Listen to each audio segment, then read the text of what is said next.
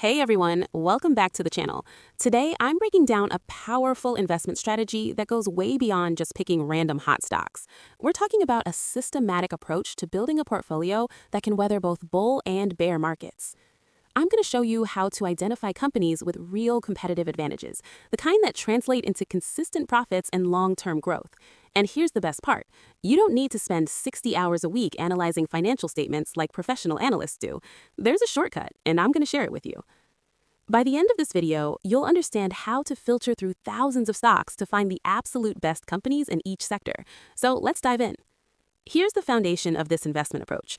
Profitability margins are your cheat code to finding competitive advantage. Instead of getting lost in complex financial statements, focus on two key metrics: gross margin, which shows how much profit a company makes after direct costs, and operating margin, which shows how much profit remains after all operating expenses. Why are these so important? Because they tell you which companies have real power in their industries. High margins reveal companies with technological advantages that let them charge premium prices, brands so strong they don't get stuck in price wars, and businesses with massive scale that get the best deals from suppliers. But here's the critical part. You don't just want high margins. You want margins that are improving over time.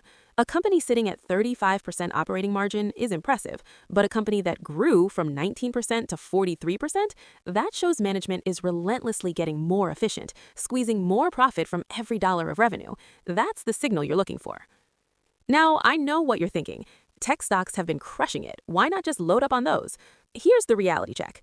Bull markets don't last forever. Yes, tech and growth stocks delivered 20% plus returns recently, but when the market turns, and it will, you're going to wish you had diversification.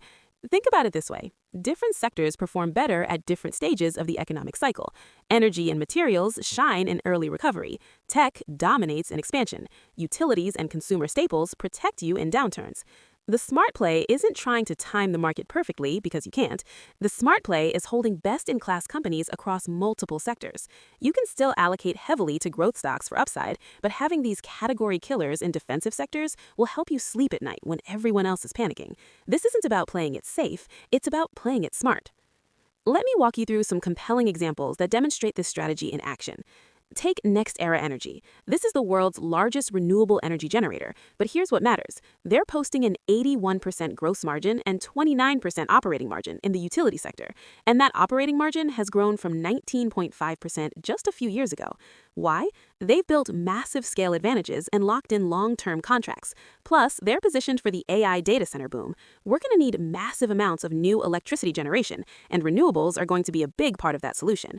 For tech exposure, look at Arista Networks. This company makes the networking equipment that moves data around AI data centers. We're talking about a critical bottleneck in the AI supply chain. Their competitive advantage shows up clearly in the numbers: 64% gross margin and 43% operating margin, well above competitors. And check this out. They've grown that operating margin from 35% to 43% while expanding revenue at 27% annually. That's the combination you want: growth plus improving efficiency. AppLovin is dominating in ad tech with its Axon platform. The numbers are staggering: 60% operating margin up from just 19% a few years ago. They're converting $6 out of every $10 of revenue into operating profit, while growing revenue 22% per year. This is a company that's built network effects. The more developers and advertisers use their platform, the more valuable it becomes to everyone. Meta Platforms might surprise you here. The stock has pulled back significantly from its peak, but the business fundamentals are strong. They're running at 29% operating margin, nearly triple what Disney manages. Their competitive edge? International production. They're creating hit shows in Korea, Brazil, and Latin America for a fraction of U.S. production costs. Shows like Squid Game cost way less to produce than traditional American productions, but they're just as addictive. That cost advantage flows straight to the bottom line. Meta Platforms, Facebook, Instagram, WhatsApp, reaches over 4 billion people. That's more than half the planet. Their 43% operating margin reflects incredible economies of scale in digital advertising. But here's what excites me about Meta's future: AI-powered advertising. They're building toward a future where small businesses just tell Meta their goals, connect their bank account, and AI handles everything: creative, targeting, optimization. This could capture a huge chunk of the trillion-dollar advertising industry. In consumer goods, look at Deckers Outdoor with brands like UGG and Hoka. Despite tariff pressures hitting the industry, Deckers has maintained profitability by managing supply chains efficiently and having the brand strength to raise prices when needed. Their 23% operating margin has actually improved over time, from 16% to 23%, while competitors have stagnated. Coca-Cola shows the power of an iconic brand, 30% operating margin versus just 11% for Pepsi. They focused on dominating beverages across categories, water, juice, sports drinks, tea, while Pepsi diversified into snacks. The more focused strategy is paying off in profitability. Eli Lilly is approaching $1 trillion market cap on the strength of its weight loss drugs.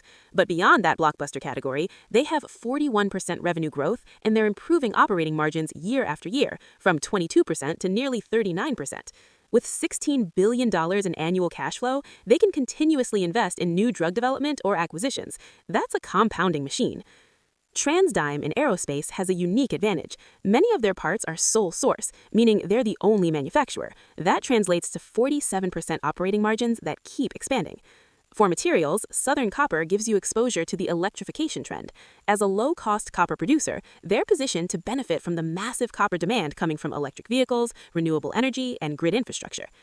Here's how you can apply this methodology yourself. Start with a universe of larger companies, say everything with a market cap over $10 billion. Then filter by industry and group companies into their specific industries. Rank by operating margin to find the top 2 to 3 in each industry. Check the trend. Are margins stable, declining, or improving? Evaluate growth and look at the revenue growth rate. Consider valuation. Has the stock price run too far ahead? The companies that make the cut have high margins that are expanding, combined with solid revenue growth. These are businesses with durable competitive advantages. Look, I'm not saying these specific stocks are guaranteed winners. Markets are unpredictable in the short term, but this process gives you a systematic way to identify quality companies with real competitive moats. Instead of chasing headlines or following the hype, you're following the money, looking at which companies can actually convert sales into profits better than their competitors, and doing it more efficiently every year.